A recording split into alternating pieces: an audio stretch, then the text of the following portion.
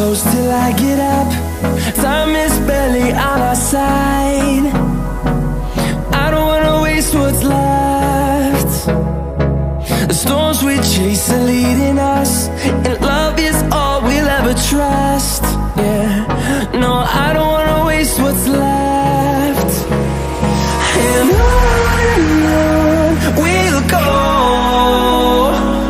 through the wastelands, through the highways, till my shadow turns to sun rays. And on we'll go, through the wastelands, through the highways, and on we'll go.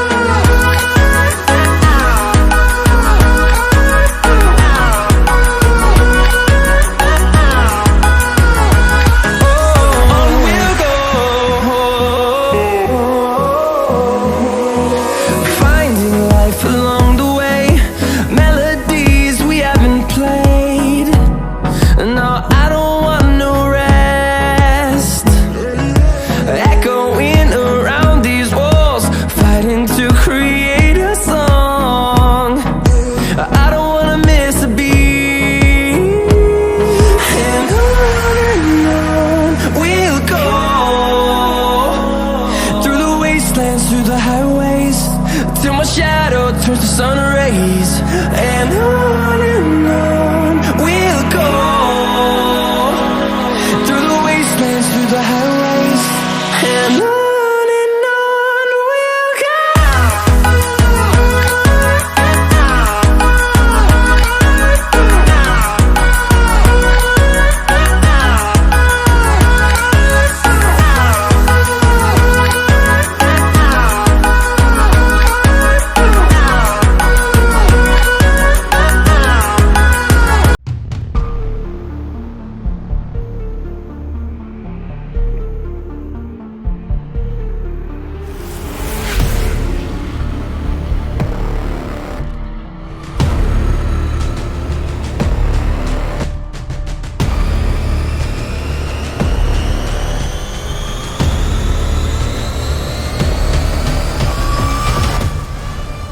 Welcome to the world premiere of the new Porsche 911 GT3 RS.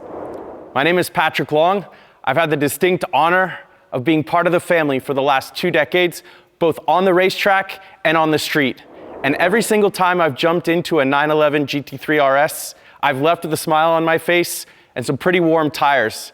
I'm not going to introduce this car by myself. I have a great guest with me, Andy Preuninger, Hi. Father of the GT3. Nice to see you. Good to see you, Pat. So as soon as I walk in, there it is, the 996 GT3 RS. Yes. Car that we both started this company's tenure with. An amazing, amazing car. So close to the car that I drove on the racetrack. But then it got interesting.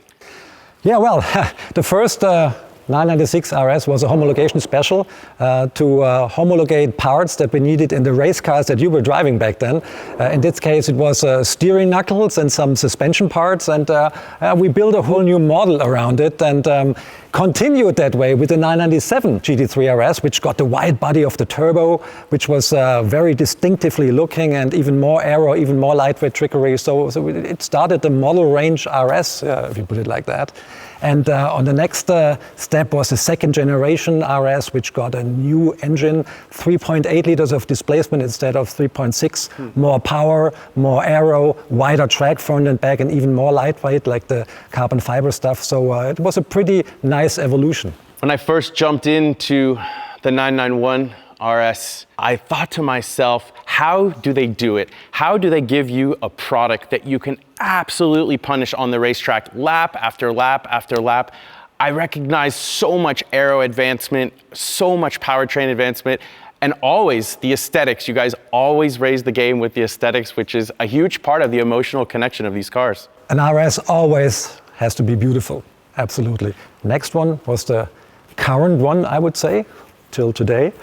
The second gen featuring Weissach package, featuring even more lightweight stuff and an engine that was totally revised with 520 horsepower. So it begs the question, which one of these is your favorite? Well, they're all my favorites, but like in every family, the newest member always gets the most love. And my new love has a name. It's 992 GT3 RS, definitely.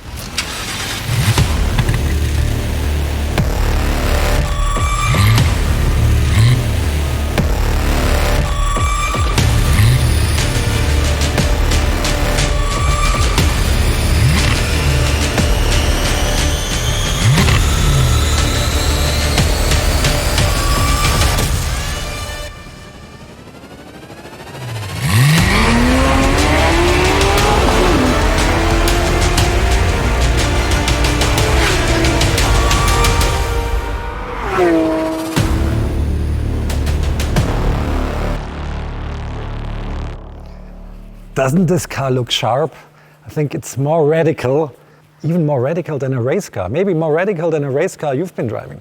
It's insane. There's more aero detail here than I think I've ever seen in any street car. That's right. I mean, all the exits, all the air vents, all the flaps are there for a reason. There's nothing fake, there's nothing exaggerated. I can't remember any project where we spent more days and nights, countless hours in the wind tunnel. The new GT3 RS takes road car aerodynamics into a completely new sphere. We've never put so much effort in the development of a GT sports car. With over 1,500 simulations and more than 250 hours in the wind tunnel, we've been able to achieve a new level of performance. We doubled the downforce compared to its predecessor, and in comparison to the GT3, it has even been tripled. This radical change in downforce is due to a new packaging of the front of the car. The 3-radiator layout is now a mono-radiator concept like we use in our uncompromising race car like the GT3R. The first time in our road car history, we have a proper high-performance front wing that is also fully active and infinitely adjustable. We can rotate the front flap by over 80 degrees, and this in just 0.3 of a second. By rotating the flap in high downforce position, we achieve the maximum downforce configuration, and the load on the front is raised to a maximum. We needed to increase the venting of the wheelhouse. The traditional outlet on top of the fender with the louvers was not enough anymore. A new passage for the air behind the front wheels was designed in order to increase the venting. Even the door design was affected by it. Not only does the new GT3 RS has turning vanes on the underfloor, they can also be found on the roof of the car. When the hot air exits the front radiator, it would just flow over the top of the roof and the engine air is affected by it. So we have a new hood outlet that pushes the air to the sides, and the roof fins continue this work and keep the hot air on the outward direction. The rear wing is of course huge. It is made of a fixed mainplane and the movable second element, the flap. Together with the active system in the front, we can reduce the drag by nearly 30%. When you press the DRS button, the DRS drag reduction system, the car turns the flaps into a low downforce position and you achieve the lowest drag of the car. The new GT3 RS is really a whole new milestone in road car aerodynamics. The combination of these two new aero systems, as front and rear, gives you the perfect aero balance and perfect aero setup for every condition on the racetrack. Unbelievable. In many ways, it suggests this car would be on par with an FIA GT3 race car. Yeah, I think from the downforce values it is. It produces 860 kilos at 285 kilometers per hour, which is a speed that you reach on a Döttinger Straight, for example, on Nürburgring. And just look at the father of all wings. It's towering so high above the car, it's even a little bit higher than the roofline of the car. I'm convinced this has to be the most extreme street-legal GT car ever. Absolutely. That was what we were aiming at when we began with the project. And the great thing about it is it offers such a great, rewarding driving experience on the track. It put a smile on my face every time I use it on the track, and all the development team as well. And that's a good sign that all the customers will love it too. I can imagine. That brings me to my next curious question about lightweight materials. Lots of those to be found on that car, even though we hide them away with paint. The ducktail is made of carbon fiber, as is the rear wing, as is the roof. We have very, very thin glass that is super lightweight all around the car. And for the first time, this car features carbon fiber doors, which shave off almost 5 kilos of the weight of the car. And they're integrated into the aerodynamical system of the car, having a different shape than the normal 911 door. And we have conventional door handles. Let's go to the front. Front fenders, carbon fiber, front lid, carbon fiber, and lots of bits on the suspension as well are carbon fiber or super lightweight materials. If you look at the interior, lightweight carpentry, extensive use of microfiber cloth. So we're looking at every component of the car, and there's lots of bits on the car. I mean, it's our passion to make these cars as lightweight as possible. And the heart and soul of these cars. Let's talk a little bit about the engine. It's a 4-liter flat six, 9,000 RPM. We upped the power by 15 horsepower over the GT3, so it has 525 horsepower by using hotter cams with longer duration, so the car makes more power at high RPM operation, has different cylinder heads for more lubrication in super high G situations, which that car really produces. We changed the cooling system a little bit. I get excited when you talk about cam Me tweaking, too. more cooling. GT3 RS and PDK, they go together. Absolutely. RS means range sport, means using the car on the track, trying to get the best performance out of the car on the clock as well. So you need a 7-speed PDK. It shifts faster, it is quicker, and it is easier to operate, to get the best lap times out of the car. And it's the perfect fit for that kind of car and for that engine. I spent a lot of seasons racing with Jörg Bergmeister, and sharing a car with him, it was very apparent he's a bit of a suspension guru. I assume he's quite the same and pushes your team pretty hard. He's a perfectionist, absolutely. He's never happy with the suspension, and he really drove our suspension engineers to their limit. But it was a good thing for the car.